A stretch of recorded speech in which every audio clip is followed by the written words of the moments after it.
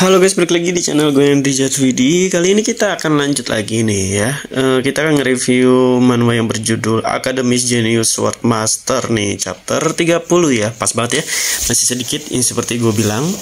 Nah, di sini kita akan lanjut lagi ke art, yaitu ke interogasi, atau MC kita ini datang ke penjara yang paling sadis di negaranya atau dunia ya, kita nggak tahu. Karena ini penjara untuk koruptor. Ya, siapa tahu ya kan ada di negeri Konoha. Oke, kita lanjut. Nah, di sini gua akan sedikit spoiler sedikit ya, bercerita sembari kita bikin ilustrasi karakternya yang ada di dalamnya, yaitu di Academy's Genius Sword Master.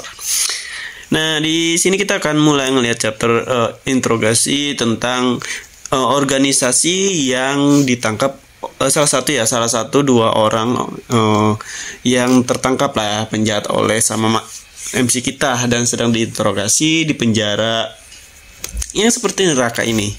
Nah, di sini si MC kita itu mungkin mau mengetahui informasi tentang grup atau organisasi yang misterius ini, karena di kehidupan di masa depannya itu nggak ada sama sekali terdengar organisasi ini. Nah, berarti mungkin aja musnah ya sebelum mereka ikut berperang melawan para malaikat. Nah, di sini juga kita melihat beberapa karakter baru, organisasi baru. Berarti banyak ya organisasinya ya. Yang pertama kan warnanya hitam organisasi, dan ini warnanya putih. Ini beda cerita lagi. Mungkin yang putih itu lebih ke memuja hal lain ya. Mungkin kalau hitam itu lebih ke iblis, kalau yang putih itu lebih ke malaikatnya. Nah, kalau dicerita di manhwa ininya ya, kan kalau di dunia Academy's Genius Sword Master ini nggak ada yang baik semua guys. Kalau di dunia kan yang baik kita itu malaikat dan buruk itu iblis. Nah, kalau di sini dua-duanya ini kita nggak tahu nih, kadang iblis juga jadi baik, kadang malah malaikatnya yang lebih ke jahat. Nah, tapi kita ikutin aja alurnya. Nah, di interogasi ini gue nggak tahu MC bakalan mau dapet informasi apa dari si dua orang yang ditangkapnya ini nih. Tapi adegan untuk penyiksaannya ini kan udah dipotong-potong ya guys ya, maksudnya di skip, mungkin kan nggak enak nih di skip ya. Kalau kalian baca novel ini spoiler sedikit, itu parah sadis diliatin penyiksaan, maksud diceritain ya kan. Dan mungkin udah jauh juga, gue jarang banget buka novel karena lebih suka gambar kayak gini. Ya ngantuk kan gue. Nah, kita lanjut lagi. Nah, di sini gue lagi nggambar. Kita akan bercerita gimana MC kita ini masuk ke art penjara ya. Kemungkinan dia bakalan beberapa ketemu dari orang-orang yang bekerja di penjara itu nih. Salah satu kakek ini. Nah, kakek ini juga gue nggak gambar kayaknya, tapi kakek ini ternyata tampilannya doang di luar kelihatan baik, tapi aslinya barbar ya guys ya. Sampai dia iya gue tahu nih, dia itu seperti Algojo guys. Gue baru inget nih karena di video sebelumnya kan gue bingung tuh apa ya, kalau yang nyiksa, yang tugasnya nyiksa, tugas yang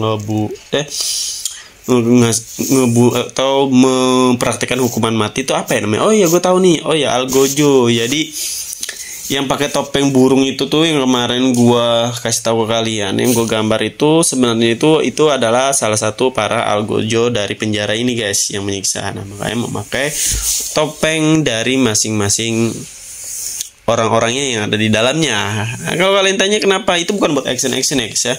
Kenapa mereka pakai topeng dan lain-lain di penjara itu? Yang pertama untuk menghindari dendam guys. Kita kan nggak tahu ya, apakah yang disisa itu mempunyai kekuatan kayak CCTV yang direkam yang bisa ditransfer langsung ke organisasi lainnya atau ke temannya atau ke keluarganya. Nah, takutnya ketika mereka lagi disisa tuh mereka dendam, pasti punya dendam, pasti dong punya dendam, dan mereka mengingat wajahnya orang-orang itu ya di-share lah.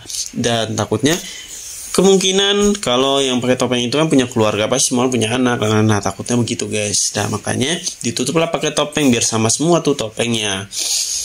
Dan setiap masuk penjara juga begitu. Jadi yang kakek tadi pun kalian cek deh sebelumnya, di chapter sebelumnya itu dia pakai kayak nggak pakai topeng, membuat nyambut MC-nya ya kan.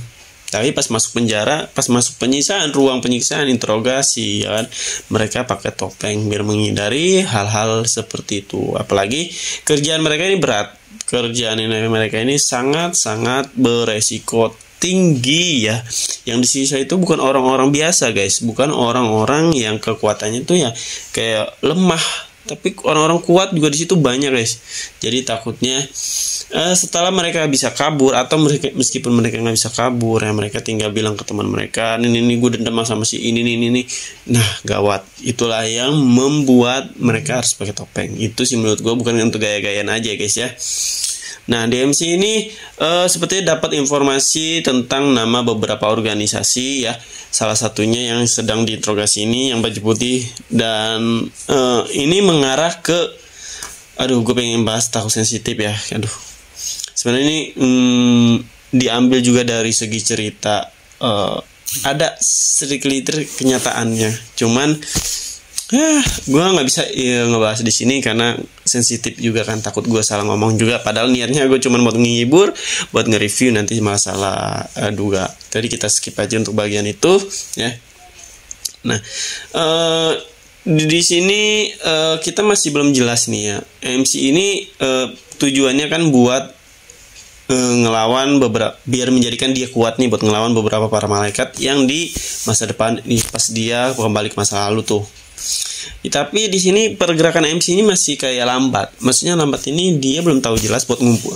Kalau kita lihat di di rekarnasi yang kata naga itu ya kan, dan si Per itu kan ngumpulin beberapa anggota klan, pasukan, organisasi buat mereka semua ngelawan Demon God nih, para dewa. Nah kalau ini si MC ini masih belum jelas, dia mau cuman bikin mau bikin ditambah kuat, tapi belum kuat-kuat banget, maksudnya tetap di situ stucknya, belum ada cerita yang benar-benar dia itu, ini alur terlalu lambat banget menurut gua ya. Untuk segi kekuatan, untuk segi organisasi, orang-orang tuh lama banget untuk ketemu di titiknya. Nah jadi kita tuh, kalian harus sabar-sabar ya, karena chapternya juga masih awal, masih belum ada ke titik ceritanya itu, inti ceritanya dia ini. Apakah cuman, kan nggak mungkin dia sendirian bawa ngelawan para malaikat ya, dia sendiri kekuatannya tuh naiknya itu, tingkatannya itu nggak terlalu besar ya, masih kayak lemah kalau menurut gua, belum bisa menandingi beberapa malaikat yang mereka lawan di masa depannya ya. Pilihan keduanya yaitu mereka harus merekrut beberapa orang, mungkin seluruh dunia ya, biar ikut gabung membasmi beberapa musuhnya yang di masa depan nanti yang nggak bisa. Yang satu aja udah mereka bikin babak belur dunia, gimana itu banyak waktu itu kan, kalian bisa nonton sendiri yang di chapter pertama, kalian lihat deh, itu cuma satu malaikat bersayap bisa ngancurin beberapa negara itu, apalagi banyak kan, jadi butuh beberapa orang lagi, banyaklah organisasi. Oke, mungkin sampai sini dulu, kita lanjut lagi nanti di video selanjutnya. Terima kasih sudah nonton, sampai jumpa lagi di next video.